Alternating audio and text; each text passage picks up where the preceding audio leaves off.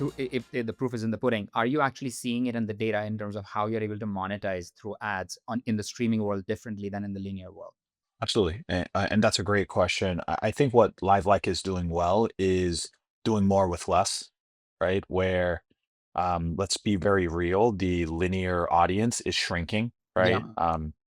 I think the trend of the last 10 years, the cable bundle or cable subscriber base has split into half, right? And and it's certainly natural for ESPN to look at other revenue sources beyond the cable bundle because I'm making this up, but if ESPN is getting $5 per cable bundle and, at 110 million cable subs, that was a very healthy business, Yeah. right?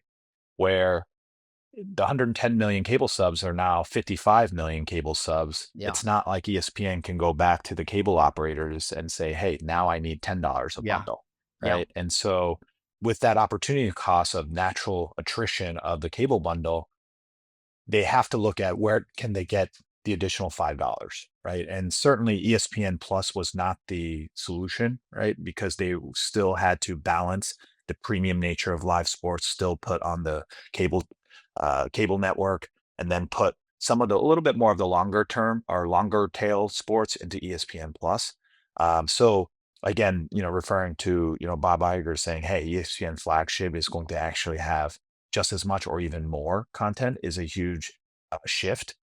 But digital is not just linear repackage, right? You can't just port over a 30-second pre-roll and expect engagement, right? Fans, today are very much algorithm literate.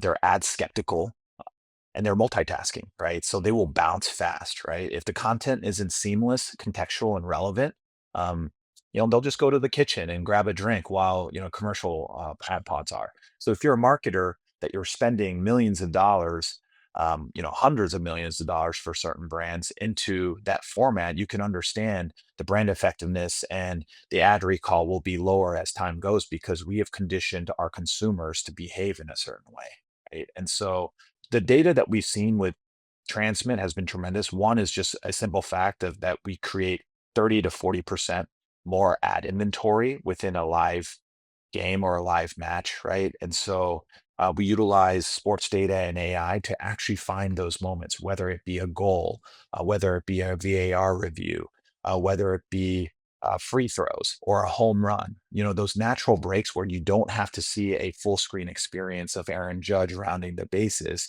How do we naturally associate a brand like Dunkin' Donuts, with the tagline "America runs on Dunkin'" to run during the time that Aaron Judge is actually running, rounding the bases, or every single walk that you see for a Johnny Walker ad to come out and saying "Keep walking." Right? It's very Yeah. natural, seamless. It's very relevant, and so I think that the future is in stream and it's non-interruptive. It responds to gameplay. It doesn't break it. So think about the picture in picture during a mound visit, right? A branded overlay. And I think that the innovation in sports tech isn't about latency, isn't only about latency or video quality. Of course, that is very, very important. It's about monetization and how do you enhance the moment. And so we have managed to build a two-sided marketplace of course, creating more inventory supply of these monetizable moments. Yeah. But we also have tremendous relationships with, ad agencies as well as brand direct who come directly to us and saying, "Hey, how do we own home runs across the board? Or how do we own every single goal in a soccer match across the board?" And to be able to creatively package but also horizontally package across multiple soccer properties to say, "Hey, I will give you a goals package across UEFA, across FIFA, across MLS, and so forth." It is something is different, but it's also something that is very refreshing and creative for brands, right? And so I am also, advocating for the fact that official sponsorships are very important for brands to specifically attach their brand name to specific league, whether it be UEFA or FIFA. But also, it's a different type of video buy when we're able to horizontally make available moments across multiple sports, across multiple properties.